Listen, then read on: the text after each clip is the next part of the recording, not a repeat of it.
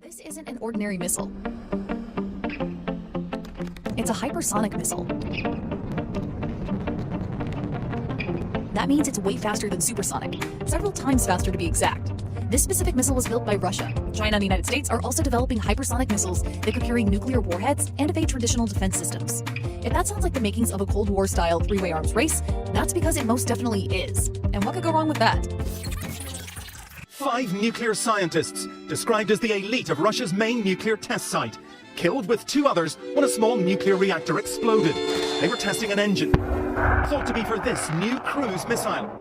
Here's what's behind the race to develop hypersonic weapons.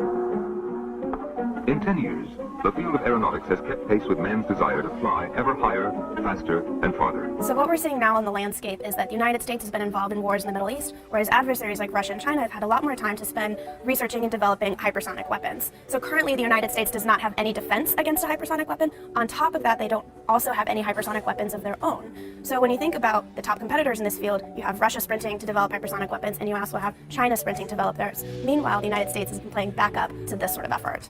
When we call something supersonic, we're saying it travels faster than the speed of sound, which is about 343 meters per second in air. Think fighter jets and the Concorde.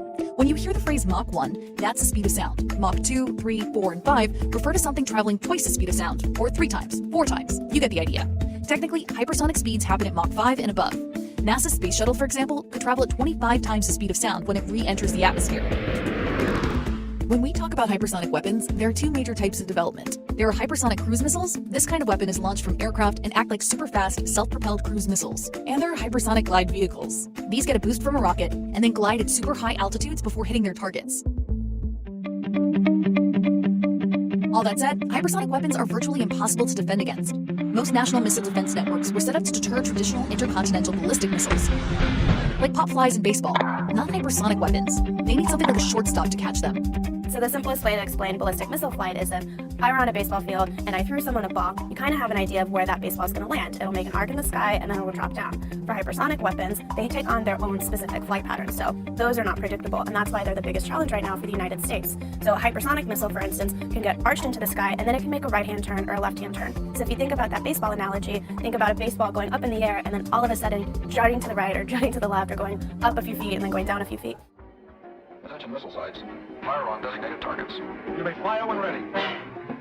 Russia, China, and the United States all want to be the first military with functional hypersonic weapons. So what the Pentagon is trying to do now is equip all of the service branches, the Navy, the Marine Corps, the Air Force, and the Army with their version of a hypersonic weapon. As we look to what potential defense industries are sort of home-suited to win these types of contracts, Lockheed Martin really is in their swim lane here. Lockheed created that Blackbird, which was able to achieve hypersonic flight and a reconnaissance type level. China has a hypersonic glide weapon called the WU-14 in development since 2014. It can reportedly reach speeds of Mach 10. Russia has several hypersonic weapons in development. In 2018, Russian President Vladimir Putin brought hypersonic weapons into the forefront when he announced that testing of one such weapon was complete, the Avant-Garde.